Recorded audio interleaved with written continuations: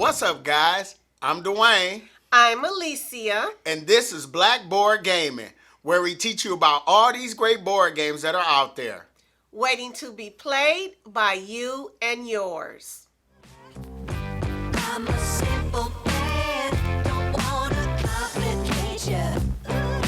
Complicate ya. Hey, everybody! Today, we're going to talk about Savannah Park. Savannah Park is designed by Wolfgang Kramer, Michael Kiesling, and published by Deep Print Games and is part of the Capstone Games family line. Let's go to the table for a brief overview of how this game is played. Savannah Park is a tile placement pattern building game for 1 to 4 players where the players are running their own wildlife park. As part of setup, each player is going to receive a player board of their chosen color. They're going to get one of these meerkat meeples and they're going to place it up there in that spot. They're going to get one of these ranger meeples and they're going to place this off to the side for now. And they're going to get one of these lion meeples. And this is placed off to the side, and we're only going to use this meeple during final scoring. And then each player is going to receive a box of hexagonal tiles matching their player color. There are 42 tiles inside the box. There are 33 animal tiles depicting 6 different animals. You got your zebra, ostrich, elephant, rhinoceros, giraffe, and antelope. And as you can see, some of them have single animals, some of them have double animals, some of them have triple animals, and some of the tiles have watering holes on them. There are 3 of these brush fire tiles, and then there are 6 of these tree tiles. Now the tree tiles and the brush fire tiles, you can take those and put them right back in the box. We're not going to use those for this playthrough. These are only used for the variant. Once all players have separated out their tree tiles and their bushfire tiles and returned them to their box, they're going to take the animal tiles and shuffle them up and place them into one stack next to the board. Now face up. So if you see these tiles, they are double-sided. On the other side, it has your chosen player color. You're going to place it on this side, and then you're going to start in this upper left sand spot, start placing tiles across your board. So if you see on the board, there are grass, trees, brush fires, and this rock in the middle of the board. You cannot cover any of those spaces up. So you just start placing tiles going across. Once all the sand spots have been covered, the players are going to have 2 animal tiles left. So now they can take these 2 animal tiles and they can place them on any of these grass spots of their choosing. And they don't have to be the same. It can be different from other players. The players will then place the scoreboard in the middle of the play area and take their little ranger meeple and place it in the 0 spot where this hut is. And then we would randomly choose a start player and play will begin. So what is the objective of Savannah Park? Throughout the game, the players are going to be moving these animal tiles on their board to different areas in an effort to create large herds of animals of that specific animal. And they're going to score points at the end of the game based on their largest herd of those specific animals. So you're going to score 1 point per animal in that herd, multiplied by the number of watering holes within that herd. So on a player's turn, they're going to select a tile on their board. They're going to clearly identify it to the other players, and they're going to move that tile to another space on their board. So let's say this player is the first player. He's going to say, I want the giraffe with the watering hole. He's going to hold that up, let everybody see it, so they know they have to find that tile on their board. Now, when you do that, you take this meerkat and you place it in that spot to remind yourself that that's the space. You can't just place it in the same space. So this player giraffe with watering hole, he decides he's going to place it over here. Now, when placing these tiles, first you flip it over to your chosen color. And you cannot cover the bushfires, and you cannot cover that rock, which you can see that in the bottom left-hand corner. It shows you that. But you can cover up the trees and the grass. The thing is, at the end of the game, as you can see in your bottom right-hand corner, you will score 1 point for every visible grass and 3 points for every visible tree. So he takes this, he's going to place that there, flipping that over, take his meerkat, place it back in that spot.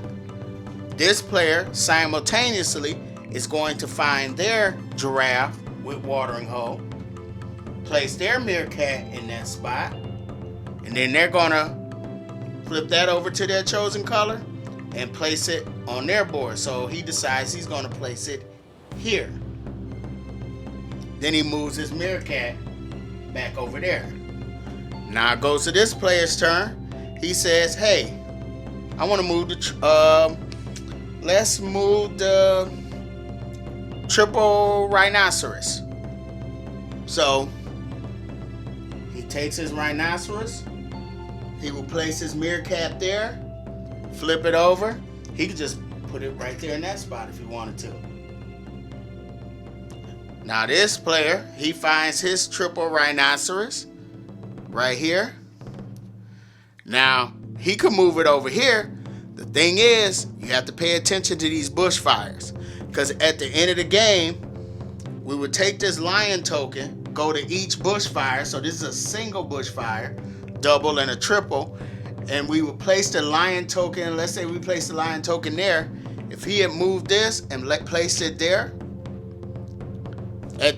when we do that bushfire, there's a triple. So for every triple animal that's around that area, they run away. So he would just lose this. If there were any single animals, like right now, that elephant would run. And pretty much that's what you're doing in this game. You're just shifting animals around until all the animals have been flipped to your chosen player color.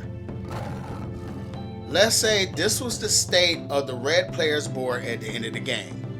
So the first thing we would do is take the lion token and we would check the bushfire. So let's go to the single bushfire. Look around. He has no single animals, so they're okay. Then he takes the lion, moves to the double bushfires. He checks around and he sees that there's these double zebras right next to it. So these guys run away, which he's kind of upset about, so because he was trying to connect this group of zebras to this zebra at this watering hole so he can maximize those points. But now he can't do that. So now that that's done, we go over here. There are no triples. There are doubles and singles, but that don't affect them. But there are no triples, so nobody runs away. So now he moves the lion. We're done with that part. Next part, if you look over here, we check the grass. So for every visible grass, he gets 2 points. He has 2 visible. He gets 2 points. Look at the trees. How many trees he got visible? He has 4 visible. So 4 times 3, that's 12. So that takes him up to 14.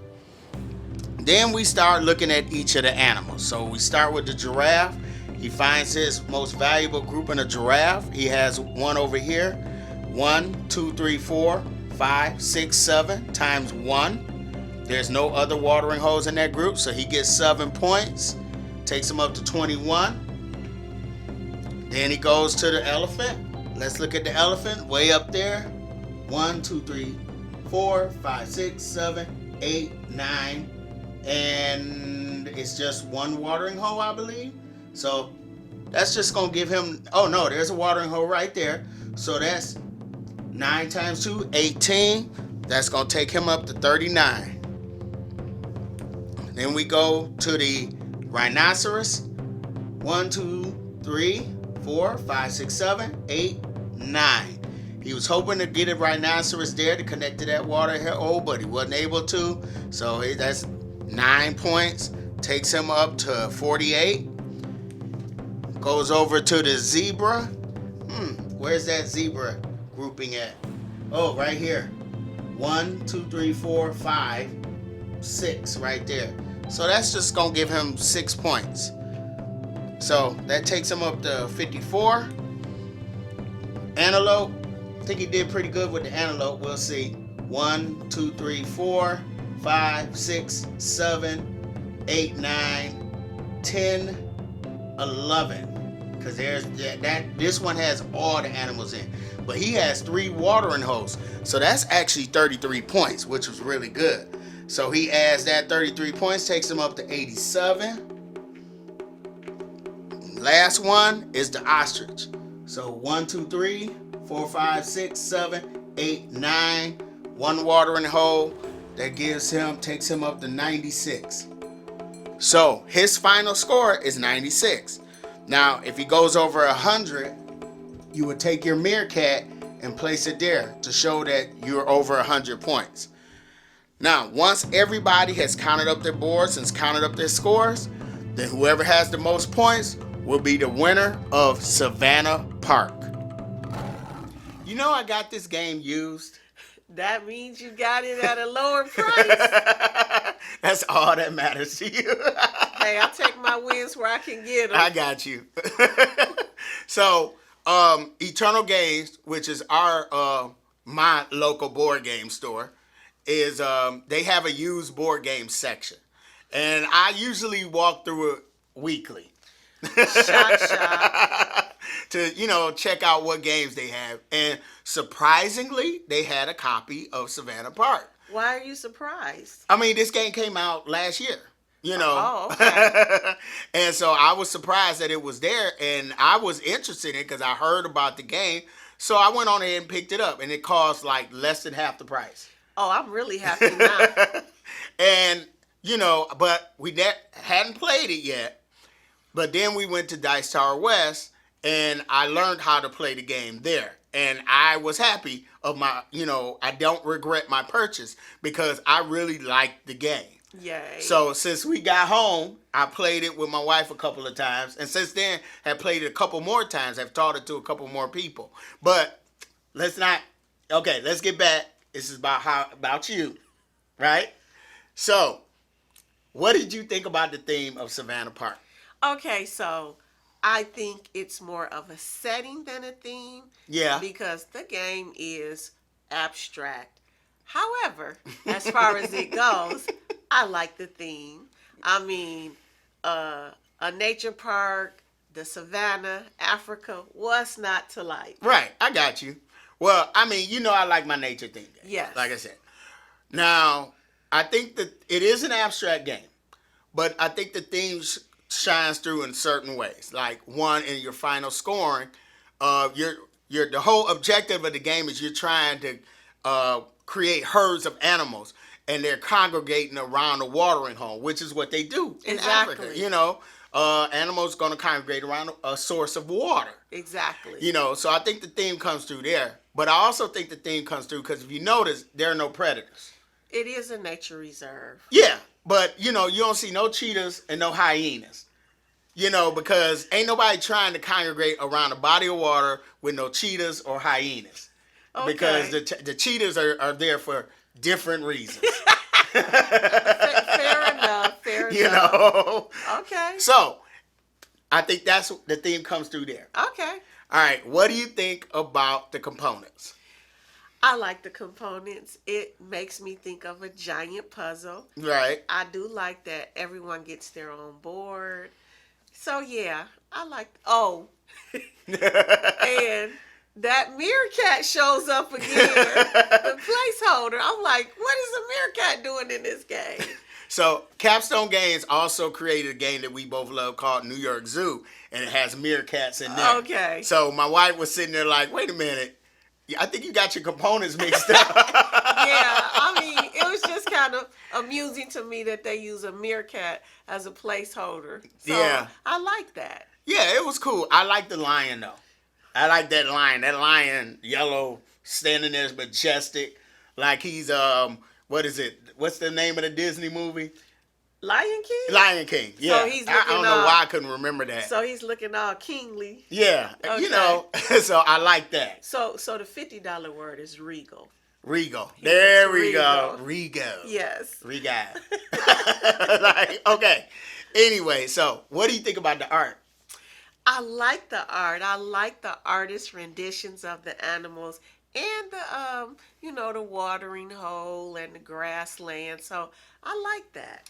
I like the art because it's simplistic, but it kind of reminded me of what's the old cartoon, Kimba the White Lion. Oh, I love that cartoon. I love Growing that. up, we watched Kimba the Oh, White my Lion, so goodness. that's what that reminded me of. Yes, yes. So, it's just very simple art, but I like that. Yes. So, what do you think about the mechanics?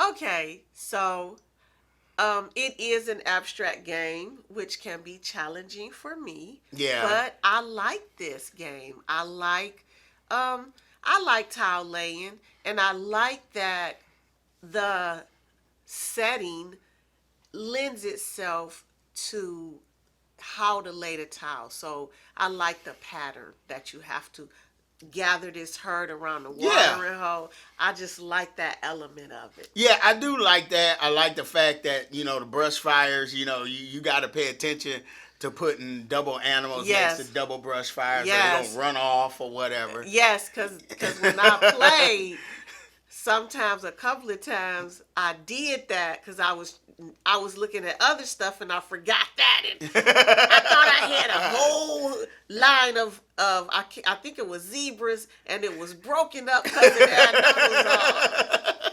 Dang. Yep, that happened to me Yeah, with my so- rhinoceroses. Yeah. I was geeked too. I was like, Yeah. oh, I'm going to score the most. Yeah. No! Oh, man. Yes, you yes. So I think that adds just the right amount of challenge to it. Right. I Yeah. do like that. Yes. So, what do you think about the teach? Like so many games that I love. It's a pretty easy game to teach and learn, but now playing it to win, that's a whole nother ball game. Yep, I got it. So, what I really like about this game, like I like my nature theme, and I like the game, it's tile laying. But what I really love most about it is it's just a simple teach set and set up and breakdown. The hardest thing about setting it up is shuffling up those tiles. Yes, and placing them on the board. randomizing But them. once that's done, all you're doing, you're telling players to pick a tile. You pick a tile, you say single zebra with watering hole. You hold it up and you say, hey, single zebra with watering hole. Everybody got to move that tile. It's like follow the leader. Yeah, it's kind of like you playing bingo. Yes. Like B1, everybody looking for, I like that. Yes. So overall, before we go further, the other thing I like about the teach is just the fact that if you want a more strategic, complex, you can play on the side of the board that doesn't have the trees and the brush fires, and you can randomly place those. That's what those other tiles for. Also, you can use the other side of the board and don't put any trees or brush fires. Or, that way you can play with smaller children, and all they have to pay attention to is making the groupings of the elephants and the Water hole. watering hole, the rhinoceros, zebra, all that.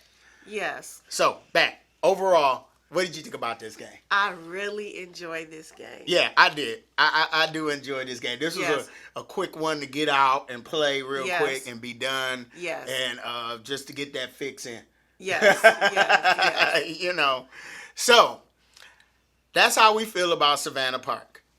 If you like the contents of this video, feel free to hit the like button, subscribe, follow us on Facebook, Instagram, and Twitter. And I'm Dwayne. I'm Alicia. This has been Black Board Gaming. We will see you next time.